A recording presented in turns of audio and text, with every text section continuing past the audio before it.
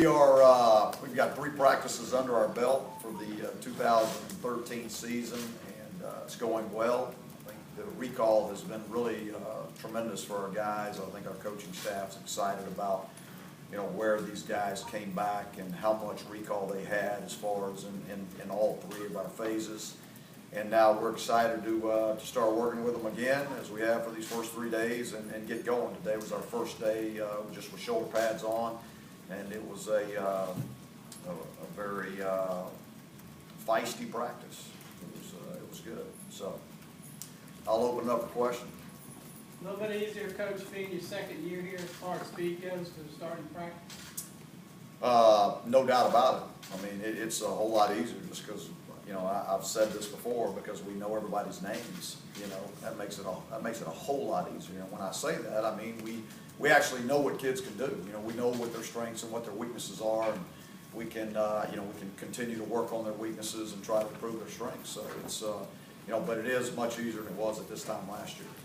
Gio leaving, big hole in the backfield. How you guys look as far as filling that? It's actually a little hole in the backfield, but we've got we got some talent back there. I mean, with AJ Blue and Romar Morris and Chris Francis and TJ Logan, those 4 guys. I mean, we're somebody's going to be out there on the 29th, and somebody's going to produce on this football team and make it go. Is it a different atmosphere this year with the kids, knowing you guys can have a postseason? And do you notice anything? You know what, we haven't even addressed that, not once, since last season. So, is there a different atmosphere? I'm not going to really say there is, because it's not something we've talked about. I mean, these guys, I think last year was good for us. I think it was. I think it made guys really dig down and figure out why they play the game. And, so it was, I think that'll carry over to this year. I think they all know what's out there, but it's not something we've talked about as a team. I know it's early, but how long do you anticipate it take for the offensive line to gel and come together after losing? What do we got, 27 more days or something like that? So ready or not, it has to gel, and yeah, that position usually takes a little bit more time. And there's a lot's talked about, but you think about it. You got Hurst and Bodine and Landon Turner, who've all played significant reps as starters, and so we're really breaking in the right tackle in the left guard spots right now, and so but it's still going to take some time for it to gel, and so Coach Cap's got his work cut out for him. I mean, putting those guys is, what it may limit us in this camp is we may not move guys around as much. Which would enable them to gel a little bit quicker because they're playing in the same position. But at the same time, that doesn't always help you as far as if something happens to somebody and you need to move somebody over and insert somebody. So there's some pros and cons to it. Coach, along those lines, have you been able to see growth from that group dating back to spring? Yeah, they're right now they're better than they were in spring ball. So. It's obvious that they worked hard at the sum of those 5 guys or those 10 guys or 12 guys, whatever it was. You can tell that they worked hard at improving. And so, I think they're significantly better, actually. Now, we hadn't put full pads on yet either. So, are there any of the true freshmen that even in the first 3 days have just stood out and you're like, wow, these guys can play? There's actually, and again, I know.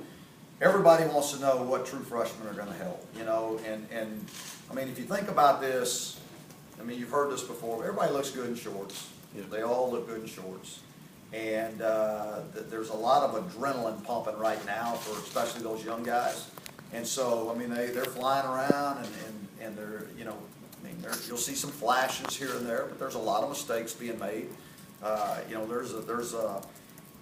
They've got to become dependable before we can ever take advantage of what they have, and so that's going to be very important for them. But yeah, we've seen some flashes from all of them, actually, all of them. Now, who's going to be mature enough? Who's going to be emotionally mature enough to handle it?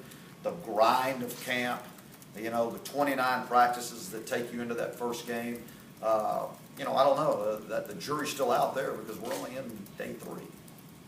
Having Brenner back with another year under his belt, what's that do for your offense?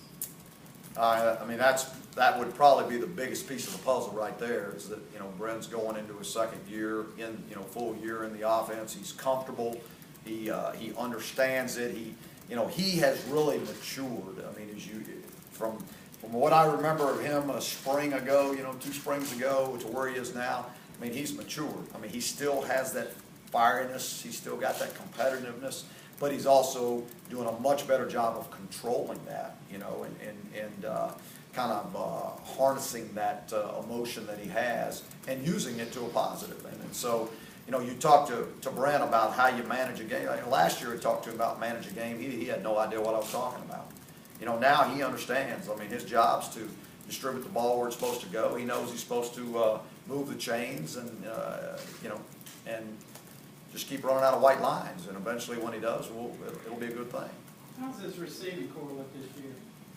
Well, you got Quinshad back, who had a really good year for us last year, and Quinshad had a great summer. You can tell he's in shape.